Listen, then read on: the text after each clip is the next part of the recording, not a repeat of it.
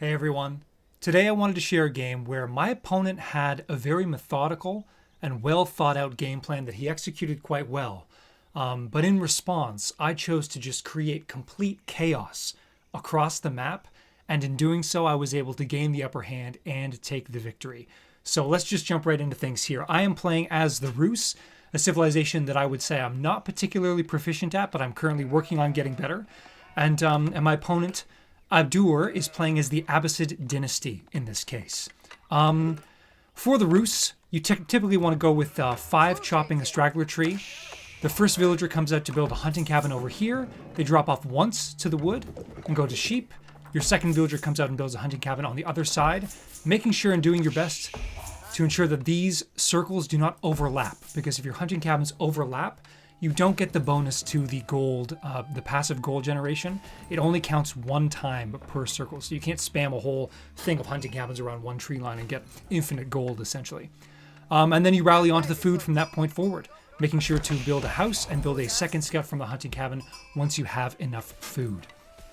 So I have gone out on this map cliffside to this side. I saw his scout actually, and so as a result, I am doing my best to try and cut him off and get as many sheep as I possibly can. If I toggle my vision, you can see I've gone out and around this side to the top, and now I'm looping back around, and with this scout, I'm choosing to move immediately down into this direction because I'm thinking his scout is going to be coming along down that way.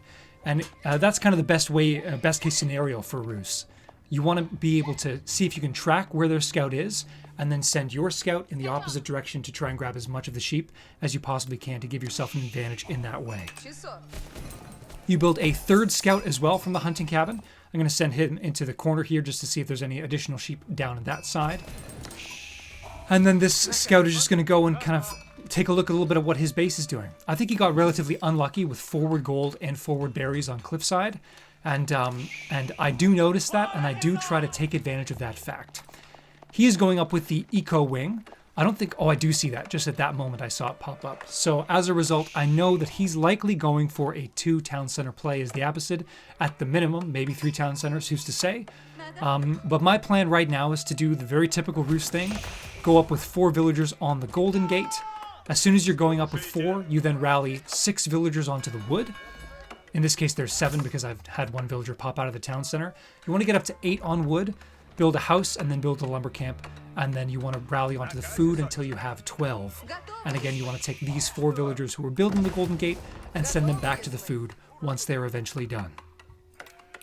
But as I was saying, I know he's going to want to go for 2 TCs, but I'm going to go for my strategic game plan, which is pro scouts into relatively fast castle and likely horse archers, because that is what Rus are doing these days. I'm trying to get better at utilizing the horse archers in a more effective way, and that's what I'm currently practicing on the ladder. Got the lumber camp done, and he reaches the feudal age first, and you'll see that that ends up being an unfortunate thing for me. He does a very, very good job, this Abbasid player, of preventing my professional scouts. As you can see, he has 1 safe deer pack very much in the back. I guess compensation for the fact that he had forward gold, forward berries is that this deer pack is going to be very difficult for me to get to. There's 1 deer pack on this side, which he has already killed, so that means I have to have my scouts there in order to right-click. I can't right-click in the Fog of War, which was well played by him. And I have another deer pack here and another deer pack here. But what that means is that he's able to send spearmen over to each of these deer packs and delay me pretty significantly, because pro scouts for me is only just coming through now. So he has a spearman here that just stops me, and a spearman here that also almost stops me. I managed to grab these 3. I take a little bit of damage from this guy. Well, actually, no, not quite. But he is now going to lame these deer on this side as well, and he's rallying his spears over onto this side because he knows that this spearman is currently large and in charge on this side. In response, I have built a barracks, and I'm building spearmen myself. I've tried to get a couple of spearmen out. And I do a pretty poor job of microing. As you can see, I lose 2 scouts on this side. This 1 spearman is battling 3, and that's not going to go particularly well. At the same time, I've lost a scout on this side as well. So pretty poor microing play on the professional scout side, but I would say I don't come up against a lot of people who are very good at defending professional scouts at my level, and this guy was doing a great job and definitely made me pay for it.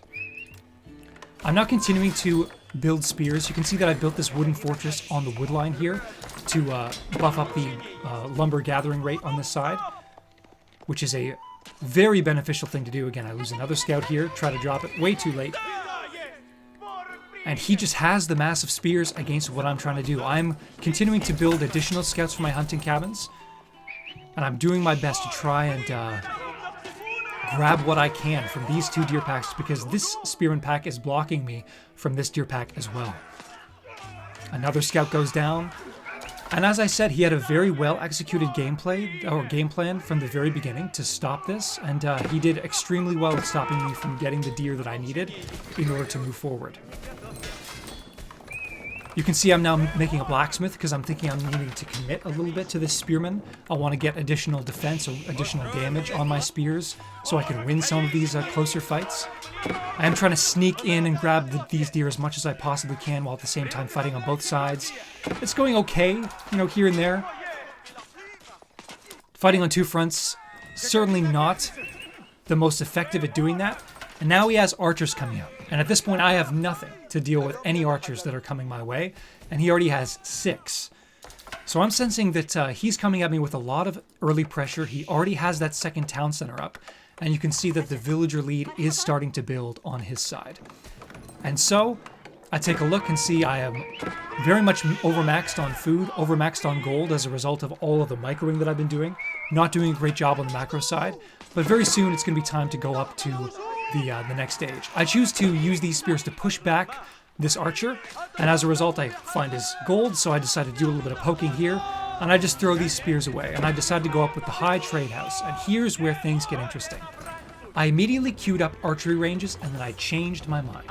I swapped to barracks, because I decided he's pretty committed into this feudal situation. I no longer have any army whatsoever. If I make horse archers, they're very much countered by spearmen and archers. What if instead I went for a full man-at-arms push? You can see that from the blacksmith I am now getting iron undermesh to increase my ranged armor. And my plan is to spam out man-at-arms, walk across this small hill, and take advantage of the fact that he has these forward resources and try to cause, as I said at the beginning, complete chaos. And that's kind of what happens. I'm building the high trade house back here with 9, again taking advantage of as many of the trees as I possibly can for that passive gold generation. And the man-at-arms are coming. You can see that he's continuing to try and push me on this side. I'm trying to build some archery ranges to move into potentially some crossbowmen afterwards. He's trying to burn down the high trade house. He's blocked me from this deer carcass. I'm upgrading this wooden fortress with a springled emplacement. Luckily, my villagers can just jump right back in here. But guess what? I'm starting to grab my man-at-arms, walk across this hill, walk over to his other forces, and unfortunately he has nothing to deal with this. I'm in castle now. These have melee armor, melee damage, ranged defense to the first level. I now grab myself some textiles because I know I'm under a little bit of pressure. He's building a ram here, really committing quite significantly against this upgraded wooden fortress. I rally just a few man-at-arms in this direction to deal with this army of 12, including the battering ram. While in the meantime, I'm sending my man-at-arms everywhere. And as you can see, my favorite number to see in the world, 28 idle villagers right now. He is currently going up to castle with the military wing, but he has 12 villagers in here, and where are the rest of his idle villagers? They're running around somewhere. But this is exactly what I wanted. He's now moving into camel archers to kite out my man-at-arms, which is a great move. But here's the thing, he has villagers running every which way. And I'm just going to continue to rally man-at-arms into the space to cause problems. And these 2 man-at-arms successfully defeated this battering ram and this entire army on this side. So you can see that the man-at-arms transition, I think, was a really smart decision based on the game state of where I was. So I was thinking about where are we? I wasn't as successful in the early game. What can I do now that could potentially put me into a better position? And still, 24 idle villagers. I have man-at-arms running around the back, chasing these villagers from one wood line to the next. These guys are coming in, they're doing some additional damage. And the great news about using man-at-arms is that they can just be A-moved. I've just clicked these guys and used attack move, and he's sitting here having to micro camel archers kite back and forth to avoid taking the damage, which has allowed me to, in the background, begin building up monasteries so I can go after the relics. Because this is my plan. I'm not necessarily trying to win the game here. I know that people at my level are not just going to fold over to a couple of man-at-arms in the base. They're going to be able to deal with this semi-effectively. But I do know that as a result of me doing this, he's not raiding my base. He's not coming and attacking me. There's no pressure on me whatsoever. And as a result, I'm able to go out and secure these relics all across the map. You can see I've moved now into a little bit of crossbowmen in order to deal with the more significant camel archer mass. So I'm building a bit of a combination of these man-at-arms and crossbows to continue doing and causing problems in his base. 13 idle villagers. And he's been on 2 TC now for how long? I have 8 villager kills, count them 8, and he is only 1 villager ahead of me. So I'm exactly where I want to be. He's tried to go for an economic lead and it has simply not panned out. I've moved out onto the berries because I was unable to collect a great deal of the deer. You can see he's out on this deer pack. I do actually see this because my monk goes by. And so as a result, I just send 2 man-at-arms in this direction, causing more chaos. Now he has more idle time as his villagers run around, and it allows me to go and pick up this relic, bring 2 more guys. They end up taking down these camel archers because he's not focused on this front, he's focused on this front. His attention is being split into so many different ways, and at this level, there's just no way to effectively micro on all those different fronts. I end up misrallying my town center up to the front here. And as a result, it's a bit of a mistake, but I think, I can maybe take advantage of that. I end up building a tower in this location right here to ensure that he's off of his gold at the front. I know he's on his gold at the back. I can't quite loop around with the force that I have. I'm trying to come around this side, deal with a little bit of damage on these guys. Standing underneath 2 town centers, maybe not advised, but again, I don't really care. I'm trying to cause problems. You can see I have no eco upgrades whatsoever. It's only been the military upgrades. But now, I have 5 relics in the bank, and I'm working on securing all 3 sacred sites. And as soon as I have all 3, I recognize that I'm not going to win the game with this army. I have continued to idle him out. He still has 21 idle villagers. He's almost never been able to have all of his villagers working at once. But I take this moment to take a deep breath, do a little bit of scouting just to see a little, a bit of what's going on with this force. You can see I'm very much now focused instead on the eco. I go up with another town center. The crazy thing about Rus, and the reason why they are so strong, is you can see I have mined 1,000 gold from this gold mine, pretty much nothing. I have mined 0 stone, and yet I was able to purchase a town center as a result of going to the Golden Gate, clicking D 3 times, and getting myself 450 stone, and I can just simply build that. So now we're both on 2 town centers. I currently have the villager lead, and now I'm chilling. I have a feeling I'm in a very commanding position, and so now I'm just going to sit back and use this passive gold that I'm getting from gathering from all of these different sources, and also from the relics, and I'm just going to go and grab my eco upgrades. You can see horticulture, wheelbarrow, lumber preservation coming in. I'm rallying onto the wood with both of my town centers in an effort to move into a farm transition. And now I see that he's built a pretty significant mass of crossbows to work against my man-at-arms. And now that I know that, well, it's time for a transition. And so I start to move into a horseman. He comes over here to try and deal with this. My warrior monk is too strong, ends up being able to stop that decap attempt. And I move into horsemen, upgrading them and starting to build a little bit of a mass on that front. I'm still building some units, coming to the front, making sure I'm not going to be completely overwhelmed by some sort of counter push. I'm not taking my foot completely off the gas. You can see that I'm no longer pushing directly into his base, diving town centers, because I think that I have the opportunity to build up a mass now that I have the lead, and I can win the game from this point. So, continuing to build up that farm transition, finishing off all the berries that I possibly can on different sides.